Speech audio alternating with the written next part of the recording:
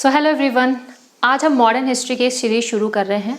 ठीक है, तो हिस्ट्री के साथ साथ हम एमपी जीएस भी कवर कर रहे हैं, उसके साथ एथिक्स को भी कवर करने की कोशिश कर रहे हैं और उधर 3 मार्कर्स को भी हम कवर करते रहेंगे। ठीक है, बहुत सारे स्टूडेंट्स ने कहा कि मैम फिर से मॉडर्न हिस्ट्री पढ़ा दीजिए। कुछ ऐसे भी थे जिन्होंने सिर्फ मुझसे आधा ही पढ़ा था और किसी कारणवश छूट गया था, तो उसको मैं यहाँ पे पूरी कोशिश करूँगी इसे कवर करने की। ठीक है, तो हम इसकी शुरुआत कहाँ से कर रहे हैं? मॉडर्न हिस्ट्री की, आधुनिक इतिहास की, कहाँ से? भारतीय आधुनिक इतिहास की शुरुआत कर रहे हैं प्लासी के युद्ध से। जैसा कि आपको पता है, ये युद्ध कब हुआ था? 23 जून 1757 को। ये कहाँ हुआ था? प्लासी मतलब उस समय के बंगाल में, आज के समय का नादिया जो जिला है उसमें भागीरथी नदी के किनारे जो जगह है प्लासी थी वो। ठीक है, तो एक तरफ कौन था? एक तरफ बंगाल का नवाब था और एक तरफ कौन थी? अंग्रेजी सेना थी।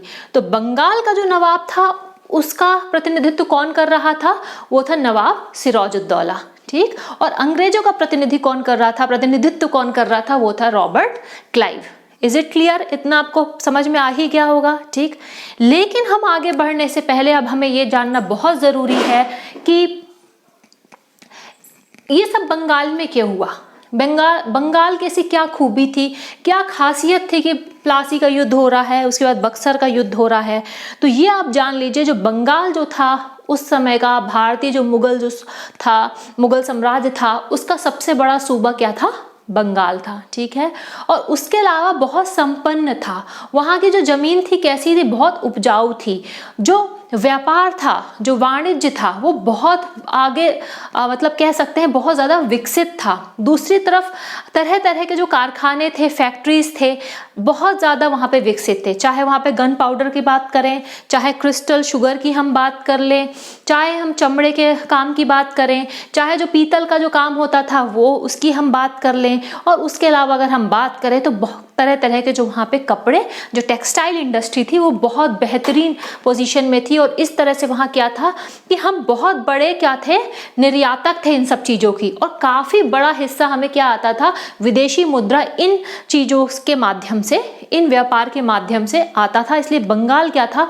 बहुत ज़्यादा अमीर आप कह सकते हैं, बहुत ज़्यादा संपन्न सूबा था, उसके अलावा सबसे बड़ा सूबा था। ठीक है, ये सब कारण थे। थोड़ा सा हम इसका बैकग्राउंड पढ़ लेते हैं। हालांकि जो बैकग्राउंड यहाँ पे नवाब है आपको मैं पढ़ाऊंगी, क्योंकि एमपीपीएससी के हिसाब से बहुत ज़रूरी तो नहीं है, लेकिन कभी यूपीएससी के हिसाब से बहुत ज़रूरी है कि आपको जानना चाहिए कि जो नवाबी जो कहाँ से शुरू हुई बंगाल में। ठीक है, तो वो उसके बारे में मैं किसी दूसरे वीडियो में कवर करूँगी। अभी थोड़ा सा बैकग्राउंड आपको बता देती हूँ कि आप देखोगे कि जो 1600 है, 1600 में ईस्ट इंडिया कंपनी क्या हो रही है? इसको चार्टर मिला। ठीक है, चार्टर किससे मिला? एलिजाबेथ फर्स्ट से मिला। इसको कहाँ ईस्ट इंडिया कंपनी स्टैब्लिश हुई, स्थापित हुई, ईस्ट इंडिया कंपनी जिसको बोलते हैं। और उसे क्या मिला? चार्टर, कि तुम पूर्व की तरफ जाओ और पूर्व की तरफ व्यापार करने के लिए तुम मुक्त हो, मतलब तुम्हारा एक छत्र राज्य रहेगा। तुम अब ब्रिटेन से या यूनाइटेड किंगडम से कोई दूसरा वहां पे कोई और मर्चेंट नहीं आएंगे, सिर्फ ईस्ट इंडिया कंपनी जो है वो पूर्व में अपना राज कर सकती है, व्यापार कर सकती है। ठीक है, उसकी कुछ अपनी सेवा शर्तें भी साथ में थी, क्योंकि आप जानते हैं कि सबके स्वार्थ जुड़े थे, उन्हें ज़्यादा से ज़्यादा वहाँ पे पैसे चाहिए थे। ठीक, अब होता क्या है, ये लोग यहाँ आते हैं, वो ब्रिटेन से तो अकेले आए, लेकिन यहाँ पे तो पहले से बहुत लोग बैठे हुए थे, बहुत सारे उनके प्रतिद्वंदी। चाहे हम पुर्तगालियों की बात करें, चाहे हम डच की बात कर लें, हम चाहे फ्रांसीसियों की बात करें, तो सब यहाँ पे उपस्थित ही थे। तो ये सब अब चीज़ ये हुआ कि अब इन्हें ज़्यादा से ज़्यादा मुनाफा कमाना था और ज़्यादा से ज़्यादा कोशिश करनी थी कि इन प्रतिद्वंदियों को बाहर करें। तो शुरुआती दौर में देखिएगा इनका जो लक्ष्य था वो क्या था? सिर्फ व्यापारिक लक्ष्य था। ठीक, व्यापारिक लक्ष्य मतलब यहाँ का जो सामान था, यहाँ के जो कपड़े थे, यहाँ की जो और ऐसी चीज़ें थी, कलाकृतियाँ थी, और जो यहाँ पे बहुमूल्य ऐसी चीज़ें मिलती थी, उसके बाद मसाले जो भी होते थे उसको सस्ते से सस्ते दाम में खरीदते थे और क्या करते थे? उसे महंगे से महंगे दामों में बाहर जाके बेचते थे। तो इस तरह से इनका व्यापार चलता था। तो शुरुआती दौर में आप कहेंगे, शुरुआती दौर में इनका कोई राजनीतिक कोई बहुत बड़ा इनका कोई मकसद नहीं था कि यहाँ पे इन्हें राज करना है या कुछ इन्हें पॉलिटिकल इंटरफेरेंस करना है, ऐसा इनका कुछ वो नहीं था। ठीक है, 1651 में इनकी प्रथम फैक्ट्री, बंगाल में जो प्रथम फैक्ट्री स्थापित हो रही है वो कहाँ थी? हुगली नदी के किनारे इन्होंने 1651 में इस्टेब्लिश की थी। ठीक है, उससे भी पहले इन्होंने, जब औरंगजेब था, तो आप आप जान रहे हैं कि औरंगजेब के समय इन्होंने क्या किया था, 3 गांव की यहाँ पे जमींदारी इन्होंने प्राप्त कर ली थी, ठीक है ना। 3 गांव की जमींदारी इन्होंने औरंगजेब से प्राप्त करी थी, ठीक। अभी 3 गांव क्या थे, एक बार यूपीएससी में क्वेश्चन पूछा गया था, ठीक है। आप मुझे कमेंट सेक्शन में बताना कि ये 3 गांव कौन से थे जो इनकी जमींदारी इन्होंने औरंगजेब से प्राप्त की थी, किसने, अंग्रेजों ने, ठीक है। आंसर आप दे पाओगे, मैं कमेंट सेक्शन में देखूंगी, ठीक। अब उसके बाद क्या होता है, 1707 में औरंगजेब की मृत्यु हो जाती है और आप जानते हो कि यहीं से जो मुगल साम्राज्य इसका पतन शुरू हो जाएगा और यहाँ से इनका क्या हो जाएगा, इसका जो दबदबा था वो खत्म होने लगेगा, ठीक। उसी दौरान ये क्या करते हैं, 1717 में कौन वहां पे रहता है, फारूक सियार। उस समय मुगल सम्राट कौन था, फारूक सियार। उससे उन्होंने एक शाही फरमान लिया, किससे लिया, 1717 में किससे लिया है, फारूक सियार से, याद रखिएगा, ठीक। फारूक सियार ने इनको एक शाही फरमान दिया कि आप जाओ व्यापार करो, वहां बंगाल में व्यापार करो, आयात करो, निर्यात करो, आपको किसी भी तरह का कर नहीं देना पड़ेगा, मतलब आपको किसी भी तरह का टैक्स नहीं भरना पड़ेगा।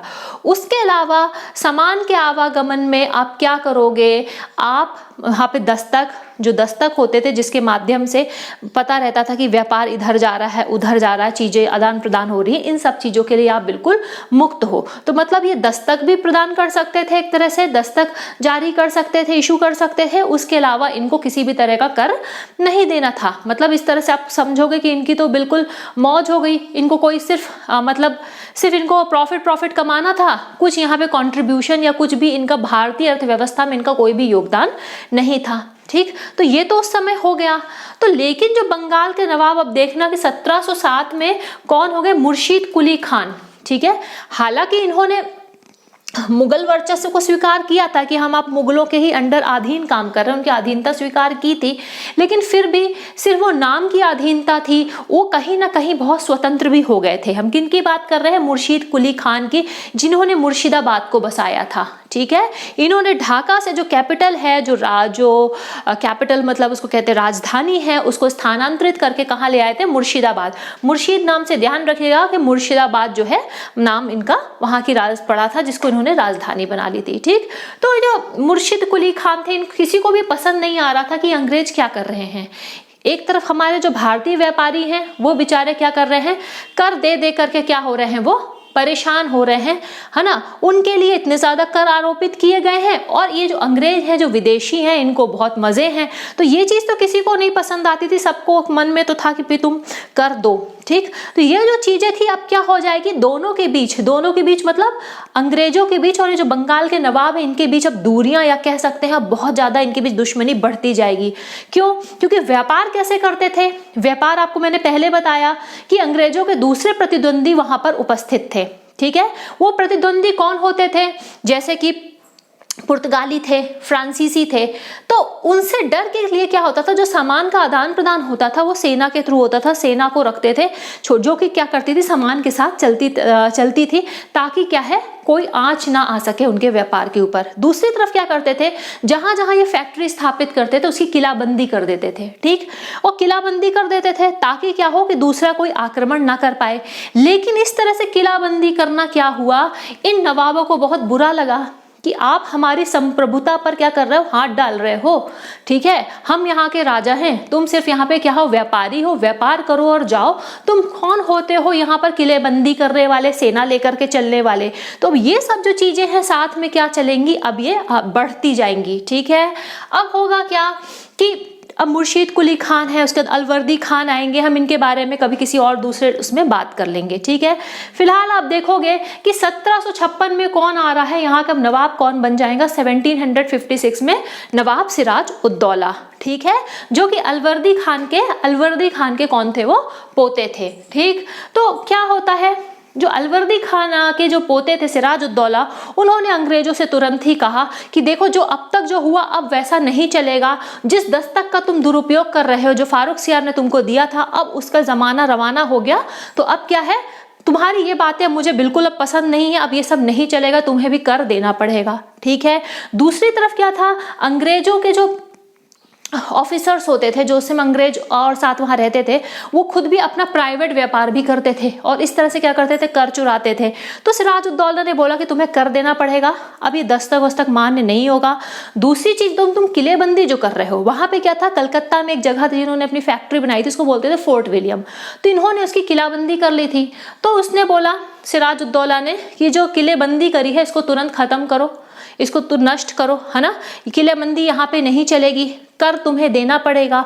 और जो तुम यहाँ पे जो तुमने इस तरह से क्या है, एक तरह से भ्रष्टाचार मचा के रखा है, उसको बंद करो।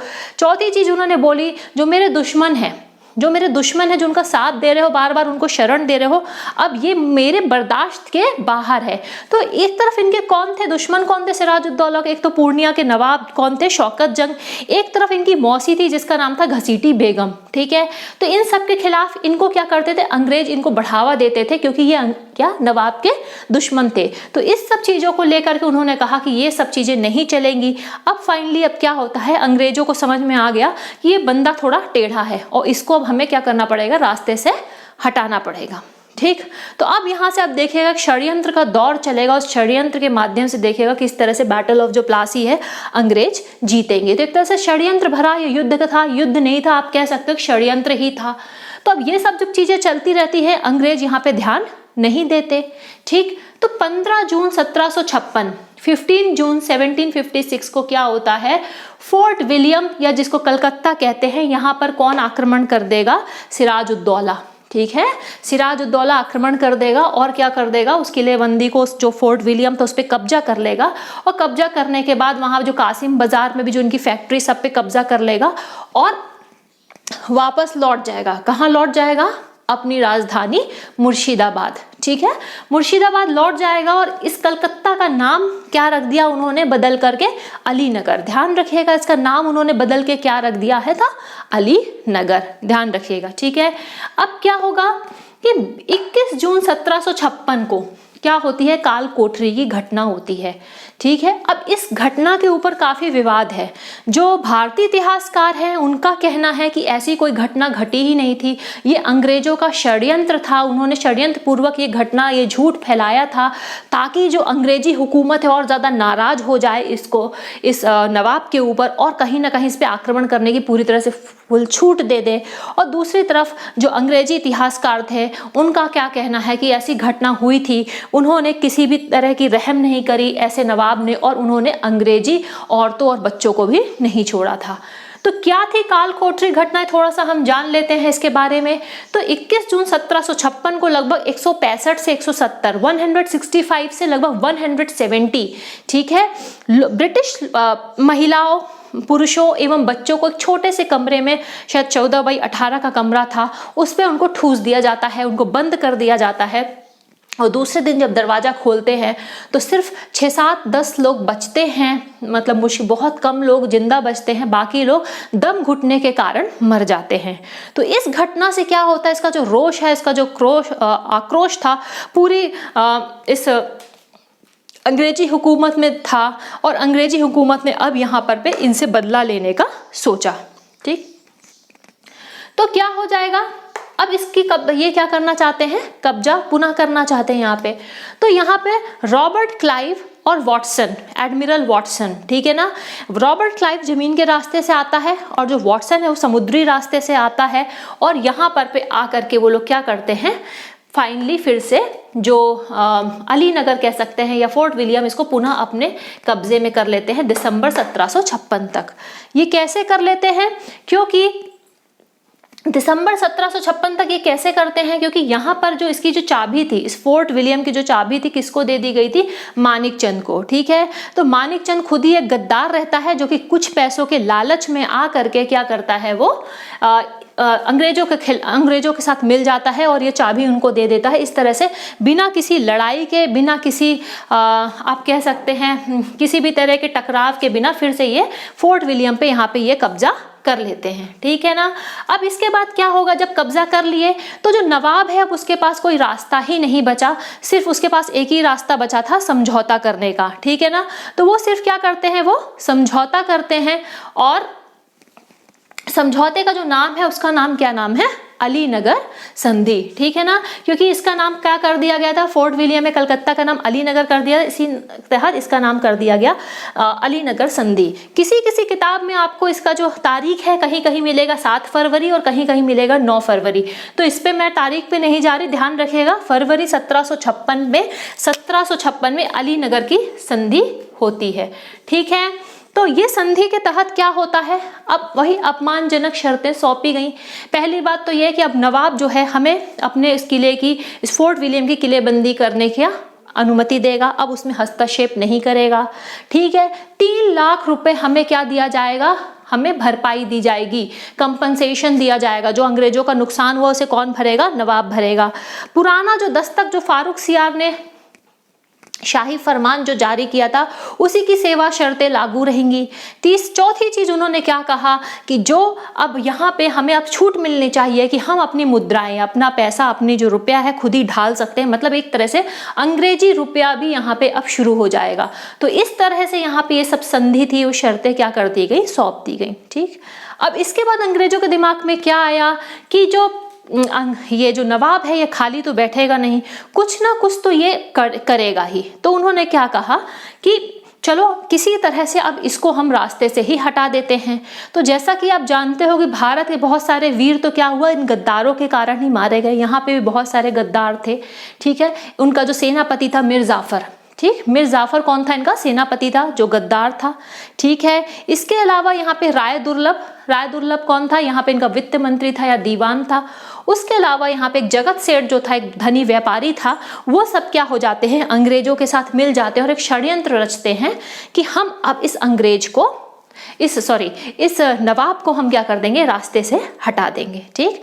तो इसी के एवज पे जो क्लाइव है, क्लाइव ने क्या कहा कि ठीक है, अगर हम इसको हटा देंगे इस नवाब को, तो जो मिर्जाफर है उसको हम बंगाल का नवाब बना देंगे। तो मिर्जाफर बड़ा खुश हो जाता है। अब खुद ही आप सोच लो इस चीज को कि जिस देश का सेनापति ही जाके दुश्मनों से मिल जाए तो वो देश या उसकी देश की सेना कैसे जीत सकती है, ठीक है। तो अंग्रेजों ने फाइनली अब क्या किया, आरोप लगाया, एक तो कालकोठरी घटना का, दूसरी चीज उन्होंने बोला कि आपने अलीनगर की जो संधि है उसको आपने नहीं माना है, उसको तोड़ा है, तो हम आपके खिलाफ युद्ध छेड़ते हैं, ठीक। तो 23 जून 1757 को प्लासी का युद्ध हुआ। युद्ध भी क्या हुआ, एक षड्यंत्र था जहां पे आधी से अधिक सेना क्या हो गई, चुपचाप खड़ी हुई थी, क्योंकि वो सेनापति का आदेश मान रही थी, मिर जाफर का आदेश मान रही थी। और बाकी जो कुछ थे, इसमें एक मोहन लाल है और एक है मीर मदान, ठीक है। ये 2 ऐसे वीर थे जिन्होंने नवाब का साथ दिया और रणभूमि में वीरता से लड़े। अब आपको युद्ध का परिणाम तो पता ही होगा कि युद्ध किसके पाले में गया, जीत किसके पाले में गई, वो कई अंग्रेजों के पाले में, ठीक है। तो यहाँ से जब अब क्या होता है, नवाब वापस भागने लगता है, तो जो मीर जाफर का बेटा है मीरन, ठीक है, किसी को कहा उसने, और उसने क्या करा, रास्ते में ही सिराजुद्दौला की हत्या कर दी जाती है। इस तरह से आप देखोगे कि नवाब का अंत हो गया और अंग्रेजी हुकूमत की यहाँ से आप शुरुआत भी देखोगे, ठीक। अब 28 जून 1757 को मीर जाफर को वहां का बंगाल का नवाब बना दिया जाता है। इसे रॉबर्ट क्लाइव का गीदड़ कहा जाता था, he was known as the jackal of the Robert Clive, ठीक। अब ये सब चीजें आपने घटनाक्रम देख ली। युद्ध कोई बहुत महत्वपूर्ण नहीं था, इसलिए लड़ाई के हिसाब से, ठीक है, सामरिक उसमें हम देखें, क्योंकि ये युद्ध नहीं, ये तो क्या था, एक षड्यंत्र था। लेकिन इसने अंग्रेजों के रास्ते, अंग्रेजों का भारत पे गुलामी करने का, भारत पे अपना वर्चस्व स्थापित करने का इसने एक रास्ता खोल दिया। दूसरी तरफ यहाँ पे क्या कर सकता था, अब इसके हाथ में इसकी सैन्य और जितनी भी संपदा, जितनी सब चीजें थी, रिसोर्सेस थी, अब किसके हाथ में आ गई, अंग्रेजों के हाथ में आ गई। तो इस तरह से आप देखोगे कि इसने पुनः अपना वर्चस्व स्थापित कर लिया। के.एम. पणिक्कर की भाषा में तो हम इसको कह सकते हैं कि प्लासी का युद्ध एक षड्यंत्र था, जहां वहां के सेनापति तथा जगत सेठ जैसे धनवान लोगों ने सिराजुद्दौला को अंग्रेजों के हाथ बेच दिया था। तो उम्मीद है कि आपको प्लासी का युद्ध अच्छे से समझ में आ गया होगा, ठीक है। और अगर आपको इसमें और क्या मैं बेहतर बना सकती हूँ, आप अपने इसमें सुझाव भी दे सकते हैं। और अब फिर मिलूंगी एक नए वीडियो के साथ। Till then take care and good bye.